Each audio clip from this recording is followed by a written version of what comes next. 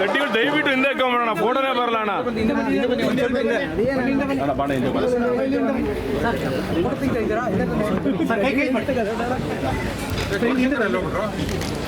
Mobile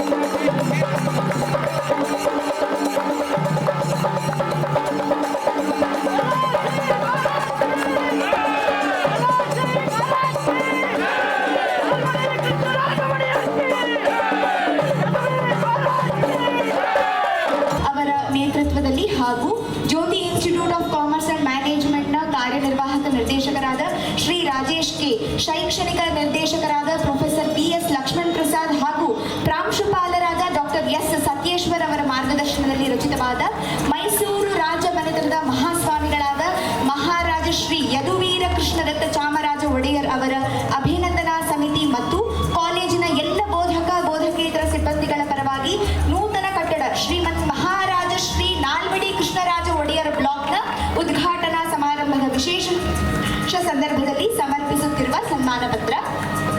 ಯದುವಂಶಾಂಬುಧಿ ಕುಲದೀಪಕ ಯಾದವಚಂದ್ರರೇ, ಬಿರುದಂತೆಂಬರಗಂಡ ಸುಗುಣ ಗಂಭೀರ ಕರ್ನಾಟಕ ರತ್ನ ಸಿಂಹಾಸನಾಧೀಶ್ವರ ವೈರಿಗಜ ಗಂಟಬೇರುಂಡ ರಣಧೀರ ಕಂಠೀರವ ಕೋಟೆ ಕೋಲಾಹಲ ರಾಜಾಧಿರಾಜ ಪರಮೇಶ್ವರ ರಾಜ ಮಾರ್ತಾಂಡ ಕರ್ನಾಟಕ ಚಕ್ರೇಶ ಅಭಿನವ ಭೋಜ ರಾಜಶ್ರೀ ಮೊದಲಾದ ಭವ್ಯ ಬಿರುದುಗಳಿಂದ ಶೋಭಿತರಾದ ಮೈಸೂರಿನ ರಾಜ ಮನೆತನದ ಅರಸುಗಳ ಭವ್ಯ ಪರಂಪರೆಯ ಭವಿಷ್ಯದ ಬೆಳಕಾಗಿ ಬೆಟ್ಟದ ಕೋಟೆಯ ಮನೆತನದಲ್ಲಿ ಹುಟ್ಟಿದ ದಿಟ್ಟ ಮನಸ್ಸಿನ ಧೀರ ಶ್ರೀ ಯದುವೀರರೇ, ತಾವು ಸ್ವರೂಪ ಆನಂದ್ ಗೋಪಾಲ್ ರಾಜ್ ಅರಸ್ ಮತ್ತು ಲೀಲಾವತಿ ತ್ರಿಪುರ ಸುಂದರಿ ದೇವಿ ಅವರ ಸುಪುತ್ರರಾಗಿ ಜನಿಸಿದಿರಿ. ತಾವು ಮೈಸೂರು ಸಂಸ್ಥಾನದ ಪ್ರಸಿದ್ಧ ದೊರೆಗಳಾದ ರಾಜ ಪ್ರಮುಖ ಸಭೆಗೆ ನಮ್ಮ ಪ್ರಣಾಮಗಳನ್ನು ಸಲ್ಲಿಸುತ್ತಾ, ನಮ್ಮ ರಾಜ್ಯದಲ್ಲಿ ಹಲವಾರು ಬಡಮಕ್ಕಳಿಗೆ ಮಿಡ್ ಡೇ ಮೀಲ್ ಮೂಲಕ ಇಡೀ ಬೆಂಗಳೂರಿಗೆ ಒಂದು ರೀತಿ ಒಂದು ಅಡುಗೆ ಮನೆ ಆಗಿರುವ ಆದಮ್ಯ ಚೇತನ ಪ್ರತಿಷ್ಠಾನದ ಮುಖ್ಯಸ್ಥರಾದ ಶ್ರೀಮತಿ ತೇಜಸ್ವಿ ಅನಂತಕುಮಾರ್ ಅವ್ರ ಜೊತೆ ಇವತ್ತು ವೇದಿಕೆ ಹಂಚಿಕೊಳ್ಳೋದು ಒಂದು ಸೌಭಾಗ್ಯ. ಕಾರ್ಯಕ್ರಮದಲ್ಲಿ ಭಾಗವಹಿಸೋದು ಒಂದು ಹೆಮ್ಮೆಯ ವಿಷಯ. ಅವ್ರಿಗೂ ಕೂಡ ನನ್ನ ಅಭಿನಂದನೆಗಳನ್ನು ಸಲ್ಲಿಸುತ್ತೇನೆ. ನಮ್ಮ ಮೈಸೂರು ಅರಸರ ಒಂದು ಪರಂಪರೆ ಇವತ್ತುವರೆಗೂ ಜನರು ಆ ಕೆಲಸವನ್ನು ಸ್ಮರಣೆ ಮಾಡ್ತಾರೆ. ಆ ಎಲ್ಲ ಕೆಲಸ ಯಶಸ್ವಿಯಾಗಿದ್ದು ಗುರುಗಳ ಒಂದು ಮಾರ್ಗದರ್ಶನದೊಂದಿಗೆ, ಅದರಲ್ಲಿ ಶೃಂಗೇರಿ ಶಾರದಾ ಪೀಠದ ಮಾರ್ಗದರ್ಶನ ಸಲಹೆ ನಮ್ಮ ಅರಸರ ಮೇಲೆ ಯಾವಾಗಲೂ ಇದ್ದಿತ್ತು. ಅದೇ ಕಾರಣಕ್ಕಾಗಿ ಎಲ್ಲ ಕೆಲಸವನ್ನು ಯಶಸ್ವಿಯಾಗಿತ್ತು. ಅದೇ ಪರಂಪರೆಯ ಒಂದು ಎಷ್ಟೋ ದಶಕಗಳಿಗೆ ಒಂದು ಧರ್ಮಾಧಿಕಾರಿಯಾಗಿ ಇವತ್ತು ಮುಖ್ಯ ಸಲಹೆಗಾರರಾಗಿ ಗುರು ಸೇವಾದೂರಿನ ಪದ್ಮಶ್ರೀ ಡಾಕ್ಟರ್ ವಿ ಆರ್ ಗೌರಿಶಂಕರು ಕೂಡ ವೇದಿಕೆಯಲ್ಲಿ ಉಪಸ್ಥಿತರಿದ್ದಾರೆ. ಅವ್ರಿಗೂ ಕೂಡ ನಾನು ಅಭಿನಂದನೆಗಳನ್ನು ಸಲ್ಲಿಸುತ್ತೇನೆ.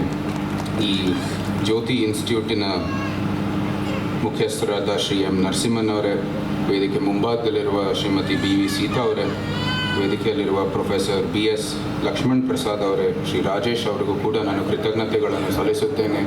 ಇಂಥ ಅತ್ಯದ್ಭುತವಾದ ಕಾರ್ಯಕ್ರಮವನ್ನು ಏರ್ಪಡಿಸಿ ನಾಲ್ವಡಿ ಕೃಷ್ಣರಾಜ ಒಡೆಯರ್ ಅವರ ಹೆಸರಿನಲ್ಲಿ ಒಂದು ಹೊಸ ಕಟ್ಟಡವನ್ನು ನಿರ್ಮಾಣ ಮಾಡಿ ಇವತ್ತು ಅದರ ಉದ್ಘಾಟನೆ ಆಗಿರೋದು ನಮ್ಮ ವಂಶದವರಿಗೆ ಒಂದು ಹೆಮ್ಮೆಯ ವಿಷಯ. ನಿಮ್ಮೆಲ್ಲರಿಗೂ ನನ್ನ ಹೃತ್ಪೂರ್ವಕವಾದ ಕೃತಜ್ಞತೆಗಳನ್ನು ಮತ್ತೊಮ್ಮೆ ಸಲ್ಲಿಸುತ್ತೇನೆ. ಈ ಕಟ್ಟಡ ಮೂಲಕ ನಿಮ್ಮ ಸಂಸ್ಥೆಗೆ ಎಲ್ಲ ಕೆಲಸ